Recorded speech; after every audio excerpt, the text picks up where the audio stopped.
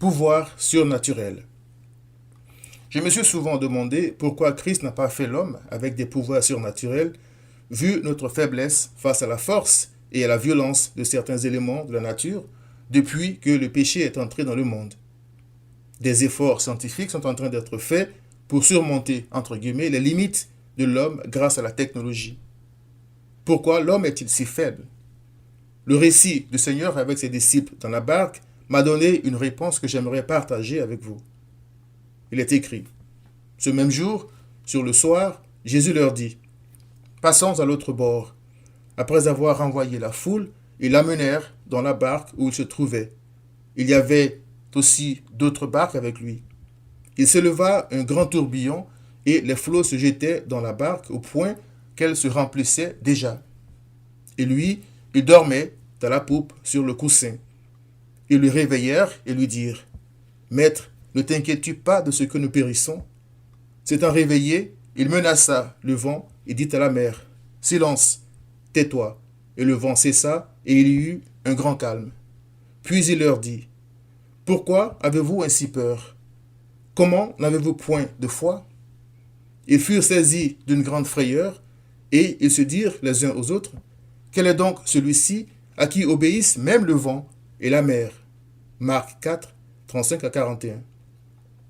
En méditant sur ce texte, je me suis rendu compte que ces disciples n'avaient besoin de rien ni de personne d'autre que Christ pour faire calmement face à cette menace. Croire en Christ, Dieu puissant, selon Ésaïe 9, verset 5, est tout ce dont j'ai besoin pour vaincre tout obstacle. Il est écrit: s'étant réveillé, il menaça le vent et dit à la mer: silence, tais-toi. Et le vent cessa et il y eut un grand calme. Puis il leur dit: pourquoi avez-vous ainsi peur? Comment n'avez-vous point de foi? Marc 4, 39 à 40. Nous n'avons pas été dotés de pouvoirs surnaturels parce que la présence de notre Créateur, à qui rien n'est impossible, était censée combler tous nos manques. Loin de la présence de notre Créateur, à cause de notre iniquité, nous sommes livrés à nous-mêmes et impuissants. Pour remédier à cette situation, Christ s'est sacrifié afin de réconcilier l'homme avec Dieu et lui garantir la vie éternelle.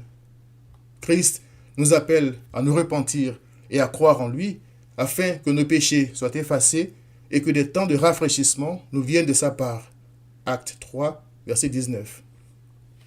Mais au lieu de venir à Christ, l'homme préfère la technologie à son Créateur.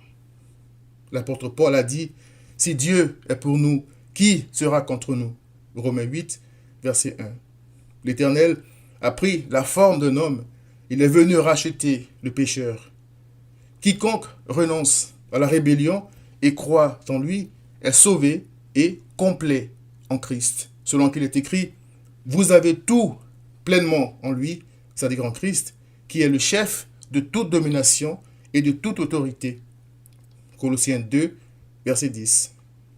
À l'homme de foi qui croit qu'il est capable de le délivrer et de prendre soin de lui, l'Éternel dit: ne crains rien, car je suis avec toi.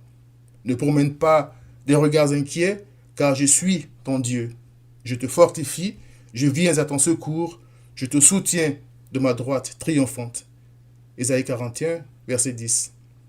La droite triomphante de l'Éternel, c'est Christ. Acte 2, verset 33. De quel pouvoir surnaturel ai-je besoin si j'ai Christ? Il a dit: et voici, je suis avec vous tous les jours jusqu'à la fin du monde. Matthieu 28, verset 30. Je n'ose même pas imaginer ce que l'homme déchu aurait fait de ses pouvoirs surnaturels. Pour le croyant, Christ est tout. Colossiens 3, verset 11. Repens-toi, viens à Christ.